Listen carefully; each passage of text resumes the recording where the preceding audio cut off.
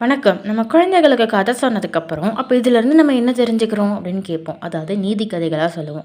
ஆனா, நீதி கதைகள் குழந்தைகளுக்கானதே கிடையாது. உதயசங்கர் ஐயா அடிக்கடி சொல்ற மாரி, குழந்தைகளுக்கான கதையில நீதியே தேவை கிடையாது. கற்பனையும் ரொம்ப சந்தோஷத்த தர மாரியும் இருந்தா போதும். அந்த மாரி 150 வருடங்களா உலக குழந்தைகள கட்டி போட்ட ஒரு கதை. என்னோட தாத்தா படிச்சு மகிழ்ச்சி அடைந்து, என்னோட அப்பா படிச்சு மகிழ்ச்சி அடைந்து, இப்போ நான் படிச்சு மகிழ்ச்சி அடையிற ஒரு புத்தகம். அப்படிப்பட்ட புத்தகம் என்னன்னா, ஆலிஸ் அற்புத உலகம் அப்படின்னு லூயி கிரேஸ் அவர்கள் எழுதினது.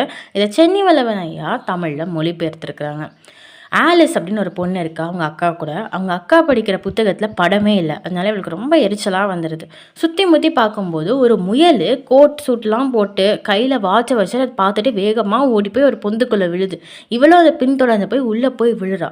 அவங்க ஒரு அற்புதமான எல்லா குழந்தைகளுக்கும் பிடிச்ச மாதிரி ஒரு கற்பனையான உலகம் இருக்குது. அங்கே கேக்கு சாப்பிட்டா உருவம் மாறிடும். திருப்பி ஒரு கையுறை போட்டால் உருவம் பழையபடி வந்துடும். எல்லா மிருகங்களும் பேசும்.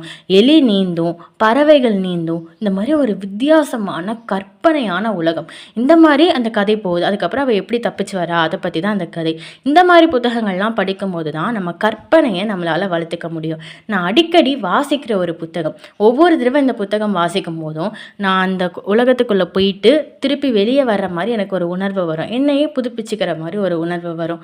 என்னைய மாதிரி இளைய தலைமுறைகள் கண்டிப்பாக வாசிக்க வேண்டிய ஒரு புத்தகம். இந்த மாதிரி புத்தகங்கள் வாசிக்கும் போது தான் நம்ம கற்பனை வளத்தை நம்மளால் இன்னும் வளர்த்துக்க முடியும். மீண்டும் அடுத்த புத்தகத்தோடு நாளை சந்திப்போம். நன்றி.